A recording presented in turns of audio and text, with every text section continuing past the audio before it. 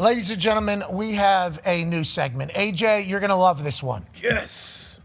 Okay. I can't wait. Hey, I've heard a little bit about it. Let's see what's going on. Okay, so I like that you've heard a little bit about it. You've been teased a little bit about what's going on. This morning in the Thunderdome, we tasked ourselves with covering the Masters in a different way than everybody else who has talked about the Masters. But also, I would like to get a little bit of a heads up on who's potentially going to win this thing. Smart. So we started accruing data and statistics from ESPN Research, from Hembo, from Tweets Online. And basically, everybody was laying out a bunch of reasons and who should win and who has won. So we thought to ourselves, how can we see the group of people that could potentially win and then whittle them away? Ladies and gentlemen, welcome to Masters champion Guess Who. Okay. Obviously, the game Guess Who back in the day, and I assume it would still be absolutely fantastic if we were to play, was where you were trying to guess which person the other person picked. Does it have a mustache? And you say, no mustache. And you go, knock down everybody that had a mustache. He wearing glasses. Not wearing glasses. Everybody with glasses. So we went through a bunch of stats that would kind of knock everybody out and get to a point where we have a board and then a cluster of who we think the history of the stats of the Masters are telling us could be the champion. Are you ready to guess who? Yeah, Very would love excited. to. Are you ready to guess who? This may be the most excited I've ever been for a Hell season. yeah. Okay, so let's start with the entire field that we need on the board. Each of the last 4 Masters champions and 5 of the last 6 won at least one tournament in the 4-month lead up to the Masters. Who qualifies to be on our Guess Who board? Well, boom. Here it is, okay?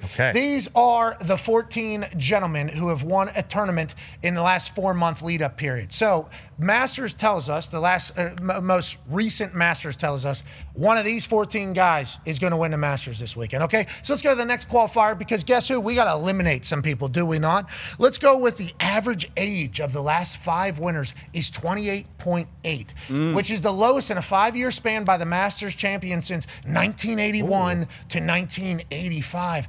It's a young man's game. So who is near the age of 29? We got rid of the outliers. Super young, super old. Around the age of 28, 29, you can stay. Who's that eliminate?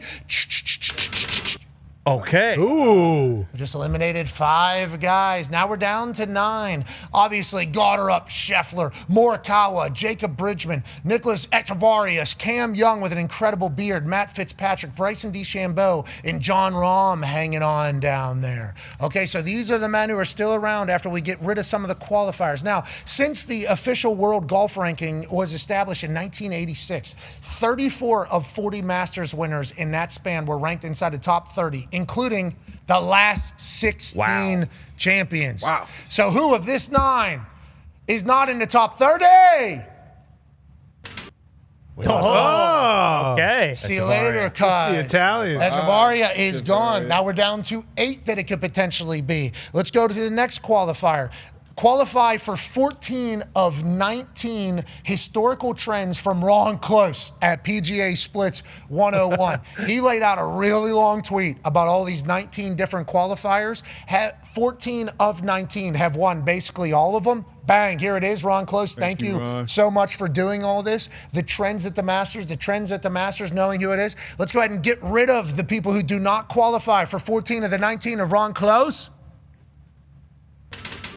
See you later. Ooh. And this is the cluster that you end up with after you like add that. all the qualifiers, after you add all the stats, the age, the knowledge, the known, the this, the that. It's down to these 6. We do not have another one that can go ahead and tell you exactly who it is. But stats tell us, and trends tell us, and the Masters itself is telling us, one of these 6 will be the Masters champion this weekend. And we like to say to them, congratulations. Wow. Yeah.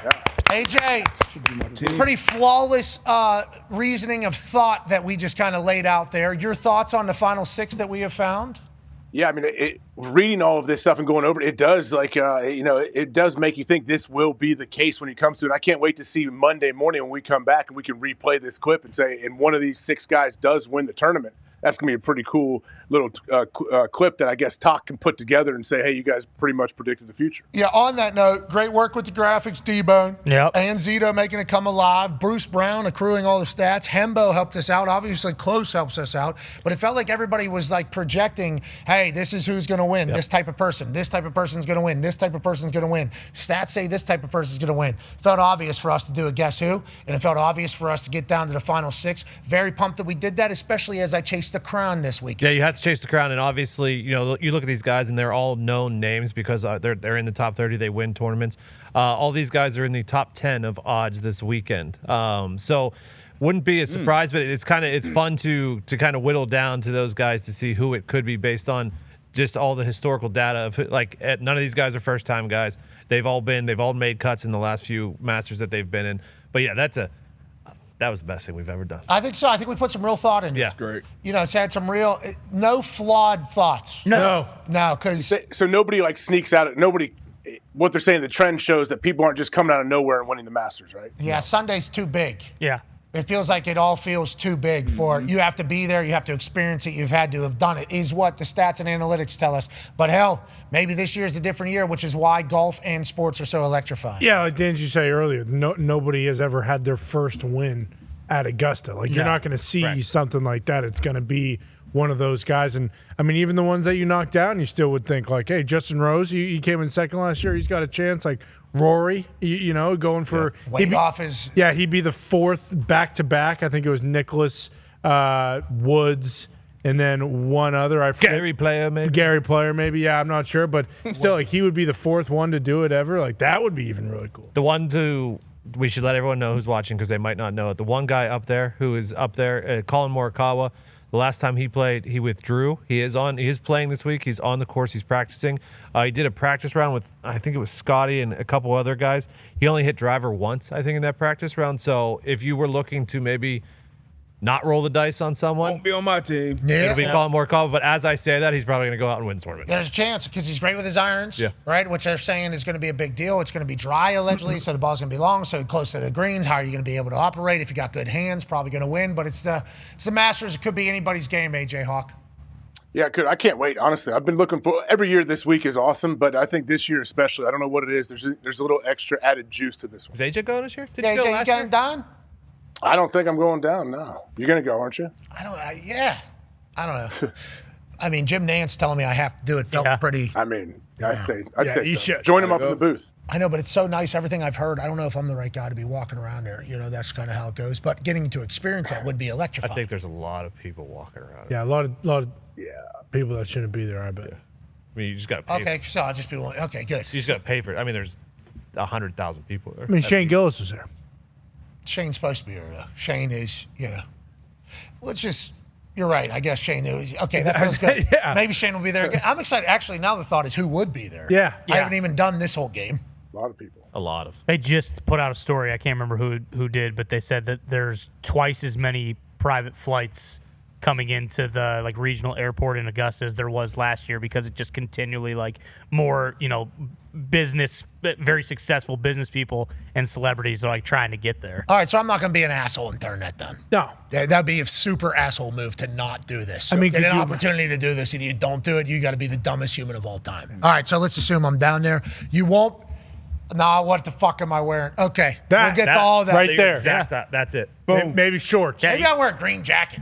Yeah. Probably shorts. We're though, wearing 'cause it's wear a supposed to be- suit and tie. It's supposed to be 85 degrees, so maybe shorts instead of the pants. With a lot of pockets so you can buy a bunch of merch and just stuff your pockets with. Yeah, and just act, maybe I go to store, buy something new to wear. Keep the green jacket that I bring down myself. Bingo. Could you imagine me bringing down a green jacket I bought off of Amazon?